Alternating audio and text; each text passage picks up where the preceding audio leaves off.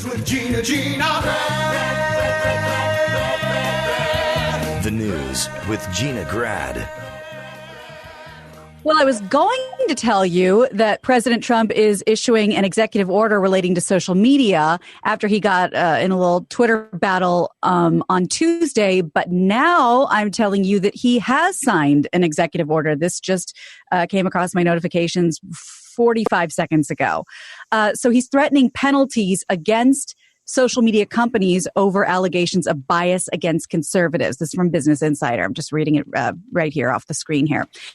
So this comes after 2 days after Twitter added fact-checking links, which they've never done before, to two of Trump's tweets, pushing false claims about voting by mail. Essentially, with the pandemic, everyone is supposed to get a vote by mail ballot, and Trump says it's going to lead to all kinds of cheating and voter fraud, and we can't let it happen.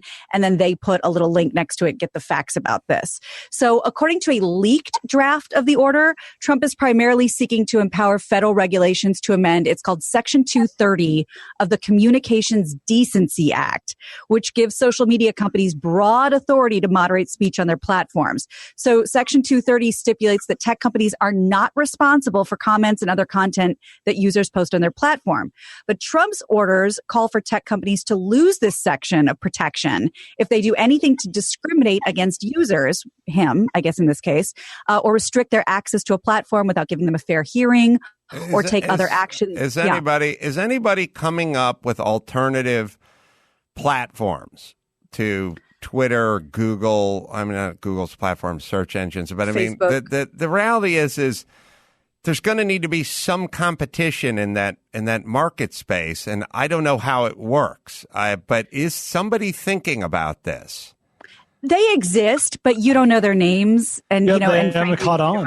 Yeah, they're not mainstream, and there's probably someone coming for them. I mean, what was bigger than Friendster? What was bigger than MySpace? So I'm sure there'll be another generation, but we don't know their names yet. Because I don't know.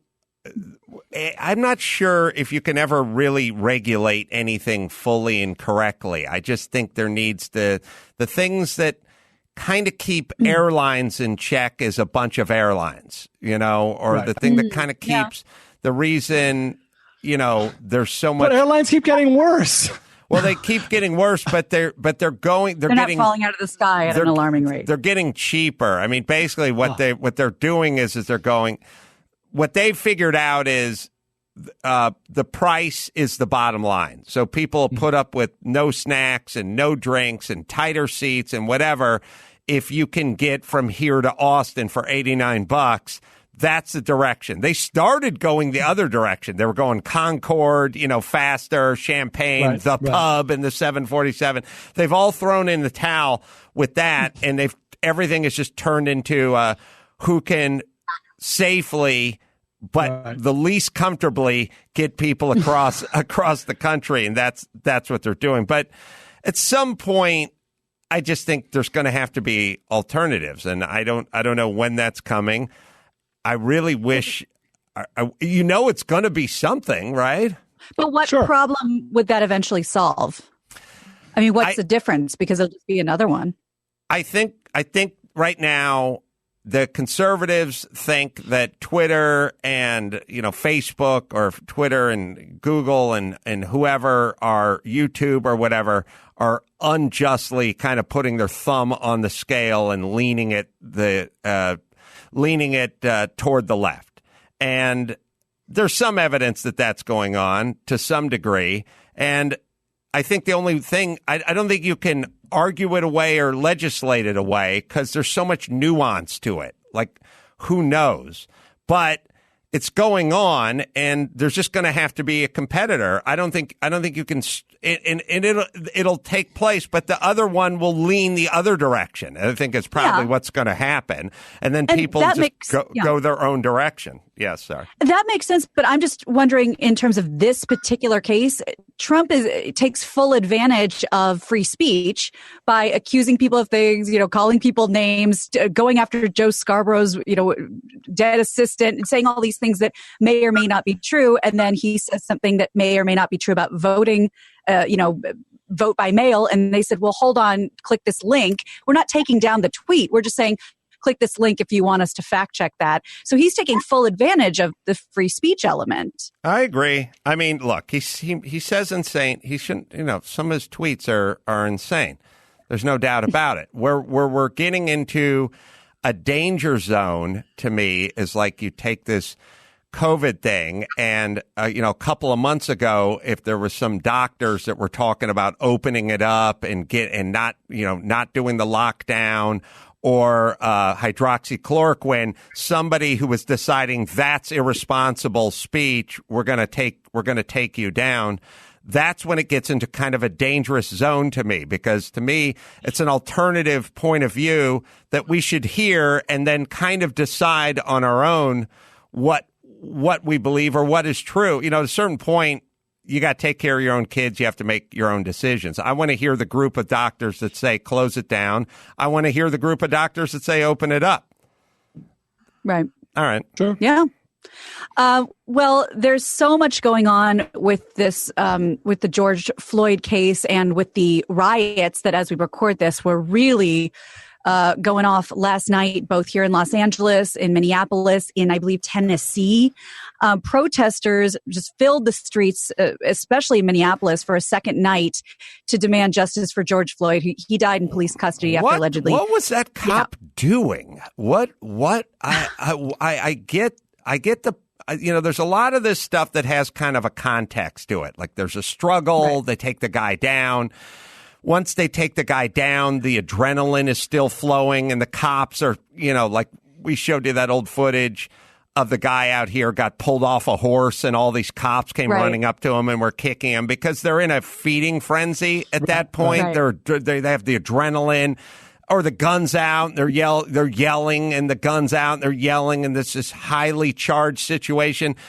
When a guy's handcuffed and your knee is on his neck and you're starting to get into minute 5, what's going on? I mean, I know your training is horrible. I know you're horrible, but I mean, like, first off, what are the other 3 cops doing? What are the other 3 doing?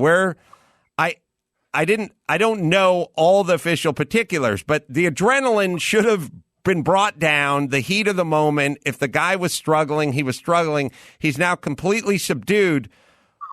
We're going to sit in perpetuity with my knee on his neck? Like, what are we waiting for? Are we waiting for a van to show up? Like, were they waiting on something?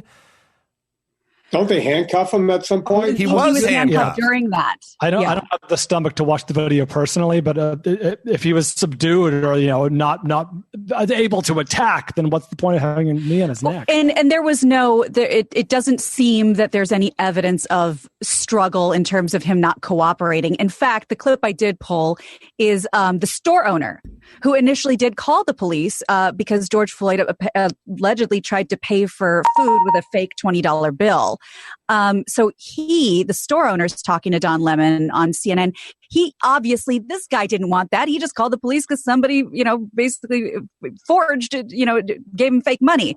But I want to make sure this is the clip of that and not the actual knee on the neck. I've seen there's some, I don't know how it works, but there's a chunk that's kind of missing. There's the part where they... Yeah. I don't know where that footage is. There's the part where they handcuffed him and sort of subdue him, and then it goes to neck. Yes, and the department released it, and I use air quotes because I didn't know you could redact video. So you can, and what that means is there are 2 giant blocked out rectangles over people as they move in the video. So this heavily redacted video doesn't help at all. But it's interesting to see the perspective of the man who initially called the police. Did you see resistance? No. On the videotape that you have, your surveillance video, you see no resistance from George Floyd. Our camera angle shows exactly what was recorded as the outside bystander. What I seen was exactly what you seen. Yeah, it's horrible. But the good news, I guess, is these guys are going to be prosecuted. I mean, big time. Well, they have to. I mean, when you get notifications saying the police officers have been fired for murder. Okay, that's a new one. So, and even the mayor of Jacob Fry, is asking, why are there no charges being filed. So it's being investigated. People are obviously angry. Downtown LA, that's what we spent most of our night on Conway last night, because there was hundreds of protesters. They made their way onto the freeway downtown on the 101 and blocked traffic down to, God knows where, probably Orange County. Because they were, and I don't know if you saw the footage, they all started chasing this police cruiser. This isn't it, but this is just some of the looting in Minnesota. I saw it. And threw a skateboard through the windshield. Yeah. I always have these horrible, semi-racist and sort of macabre thoughts as I watch. But when I was watching all the protests going on in Minnesota, first thing I thought was, do they got enough black people over there to like fully pull this off? And then I realized 3/4 of the people protesting were white in Minnesota, which I guess we call that progress, right? Because if you took a look at like Ferguson, Missouri, and we had all the news cameras out there and everyone was out of the street, it was, if it wasn't 100% black, it was 96% black, and the whole Ferguson thing. Minnesota, that could have been a 50-50 draw there. Chris can verify this, but I think Minnesota has a huge Somali population. Mm-hmm. I think that's where they did their casting call for the Pirates in Captain Phillips. That is I am the captain now. I think that's what actually did the casting call, because there were so many native Africans. Yeah, when I went to meet up with you guys in Indianapolis, or where I had a layover in Minneapolis airport, it was all Somalian workers there. Everybody. There you go. It's not to say that the protesters are Somali, but there is that. They better be. Well, I think I would assume they have all kinds of statistics about Africa, black Americans from Africa and American blacks being quite different. So I would imagine there's probably less Somali blacks that are out protesting. But I'll tell you, white chicks had picked up the slack in Minnesota, because when I was looking at all the cops and the tear gas canisters and all the stuff they normally do, a lot of white like skater dudes and white chicks in the mix as well. Now, all right, sorry. Well, there may be more rioting. It may be over. We don't know yet in terms of, what's going to take place tonight. But obviously people are stay off the fucking freeway, would you? For the love of fucking Christ. I get it. You're pissed, but there's a couple things. Don't block the fucking freeway. You're not going to win over the hearts and minds of America if you stop us from getting to work or getting home from work or whatever that is. Number one, leave the fucking freeway alone. Number two, jumping on cop car hoods and busting windows and stuff, you're liable to get more death that way. And just go ahead and protest. But the problem is burning down Targets and AutoZones. You're not winning over any fans. You want people. Here's the thing. America agrees with you. We agree that cop was evil and a murderer, and we need to weed those guys out of the system. And so we do fundamentally agree with that as Americans. But if you burn down an AutoZone, now we're torn, because now we disagree with what the cop did, and we disagree with how you're expressing yourself. Thank you. All right. Can you find any footage, Max Zapata, of the Minnesota riots going on in there? And again, you're going to see a lot of pale faces over there. Oh, okay. All right. But a lot of it was the fire, so we'll see if we can get one. This is kind of daytime. The footage I saw was daytime. Cops were up on the roof of a building. They were using I think I know what you're talking about. Their bikes as barricades. Right. The protesters, there's like just a lot of white dudes out there just getting it on. Yeah, they were standing. It looked like the cops were guarding a bank. It looked like they were all standing in front of a bank, and that's where everyone was screaming at them. So, Chris, that may help. And it was tagged, like they tagged FU. I have a few in mind as well. I'll pull them up in a sec. All right. Well, while he's doing that, some sad news for all you space freaks. Elon Musk's company was set Wednesday afternoon to launch the Dragon capsule, which is a crucial test mission that will send NASA astronauts Bob Behnken and Doug Hurley to the International Space Station. We haven't done it from the United States in almost a decade, but the weather didn't cooperate, so they had to scrap it. It was the Crew Dragon's planned liftoff. They scrapped it. Less than 20 minutes left in the countdown. The next available launch opportunity is Saturday at 3:22 p.m. Eastern. And people go, well, why wouldn't you just pick a time when the weather's better? Because they have to make sure that the space station is in the exact desired place for the launch. So that's why they can't just wait till a sunnier day. The calculations were, if we do this and we do this now, we'll shoot them straight to the space station. So they can try it again on Saturday, and hopefully they'll be able to do it. It's incredible how much we still rely on weather in the space age. So we're shooting a rocket to made up with the space station. I mean, the most technically, stuff if you talked about this shit in the 50s, people's heads would have exploded.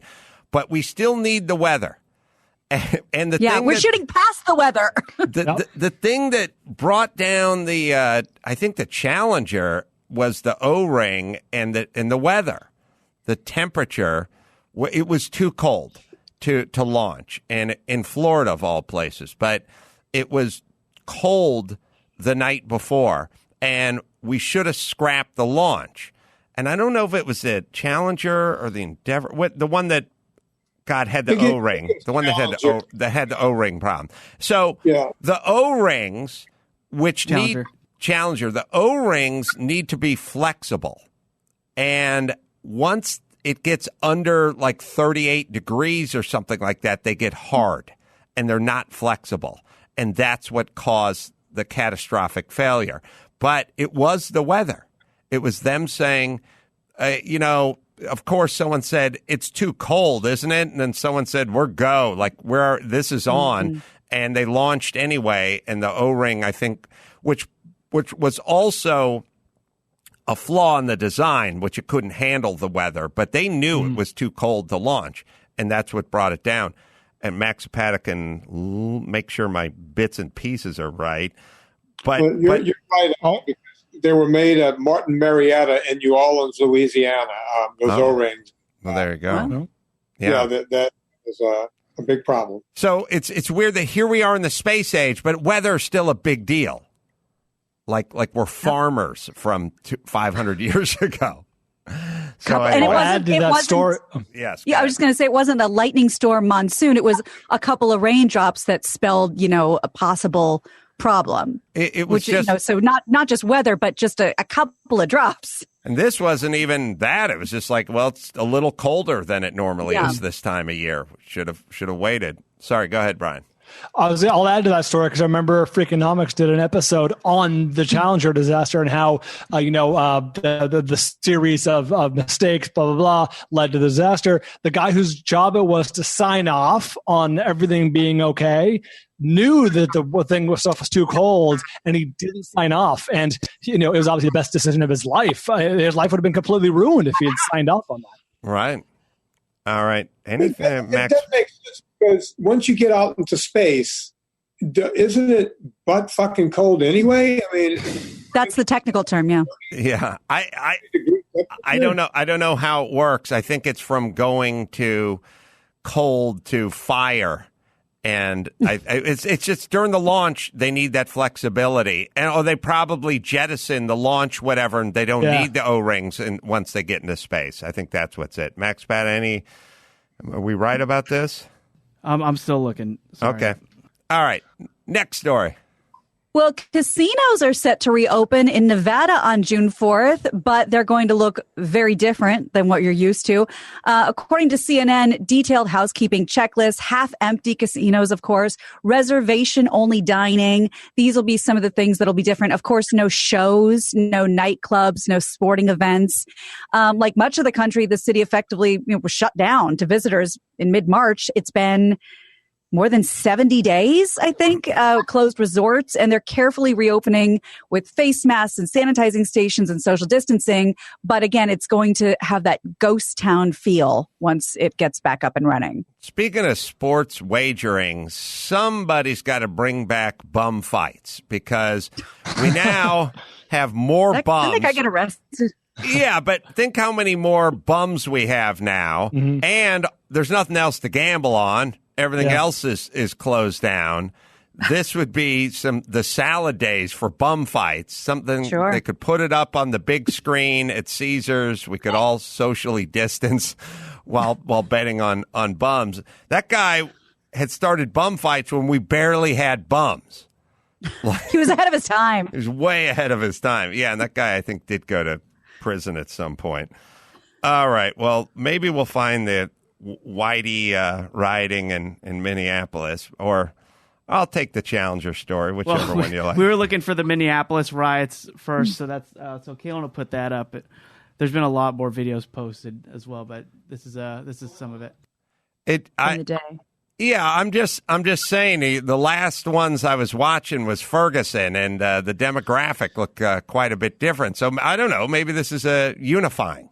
Yeah, well, I also saw a video of like these two guys with guns outside of like a tobacco shop, and they said, "We're guarding the tobacco shop. We support the protest. We don't support the looting. So we just want to let everybody know we support the protest." Those guys were definitely white. Yeah, they were white. Yeah, very, very white. Yes. All right. Well, we don't even need to see it. We get it. That's fine. All right. What else you got, Gina Grad? Well, fans of the Miami Dolphins are going to get a chance to drive their cars right onto the field at Hard Rock Stadium and relive some of the best moments of the team's history. I mean, they're not using the stadium, so this is sort of a creative solution. The Dolphins announced they're turning the stadium into a giant drive-in movie theater, but not just for movies. The team said they can accommodate 230 cars on the field and plan to host screenings of movies, concerts, and replay some of the biggest games in franchise history. Ooh, Ace Ventura. That's right. That's right. Back when the Dolphin was at the game, they would have the Dolphin in the tank at the game. Right. That's right. They'll be able to order food and drinks online. They'll be delivered to the car. This sounds like a fun situation. They're getting and creative. You know, it struck me like when I was growing up, you could do whatever you wanted to a dolphin or a killer whale or a kid. We had really no rules. Oh, wow. If you wanted to fuck around, you said, look, take that dolphin, put it in that tank that's 4 foot deep, and put it in the end zone over there. And let Bob Greasy give it a high. Put a helmet on it. Put a helmet on the dolphin, and let Bob Greasy give it like a high flipper as he goes by. We could do that. You could do anything you wanted to a kid. You could smoke in front of them. You could smack other people's kids. No seatbelts. And you didn't dare touch alligators or crocodiles, and now it's completely flipped. Yes, you're right. It's game on with alligators and game off with porpoises. I don't know. Call me old-fashioned, but I, as a dad, I've been looking forward to yelling at other people's kids. Like I got yelled at by other people's parents when I was a kid. Oh, you have the O-ring story, Max Pena? Yeah, so yeah, you're right. So the Challenger, to make each solid rocket booster, they put these O-rings in between each fuel segment, because each fuel segment, whole segment was filled with powdered aluminum and an oxidizer. And at the launch site, they were assembled vertically, but the O-rings were never tested in extreme cold. So on the morning of the launch, the cold rubber became stiff. It failed to fully seal the joint, and when the shuttle ascended, one of the seals on a booster rocket opened just enough to allow a plume of exhaust to leak out, and the hot gases bathed the hull of the cold external tank full of liquid oxygen and hydrogen until the tank ruptured and exploded. And that's what you can see in the film. And was it in the high 30s or low 40s? But either way, it's literally just a couple degrees. If it had been a mild morning versus a cold snap, it was probably colder than usual because they wouldn't have scheduled it if it was that temperature. It was probably usually 50 degrees, and this time it was 38 degrees, and they went ahead with it. But it's always nothing. It's a few degrees this way or that way. The coldest temperature of a previous launch was 20 degrees warmer than what it was. 20. It was just too cold. Nature, weather, that giant man-made piece, that monstrosity, that piece of technology, that thing that was basically the most technologically advanced thing on the planet that human beings had created from the beginning of our existence to then, was the space shuttle, was that thing. And it was taken down because it was a couple degrees colder than usual. That's Mother Nature, man. She's a bitch. You're telling me. I mean, look, everything about Mother Nature is a bitch. Look what's going on in the world right now. It's no different. You know, we go through all of this stuff. We have modern society. We get one little bug, and it decimates everyone's economy. It's really no different. Mother Nature just comes in and wrecks everything. All right, that's why we got to kill her. Gina Grad, let's wrap it up. Bring us out of here. You got it. Sure. I'm Gina Grad, and that's the news. Gina Grad. That was the news with Gina Grad.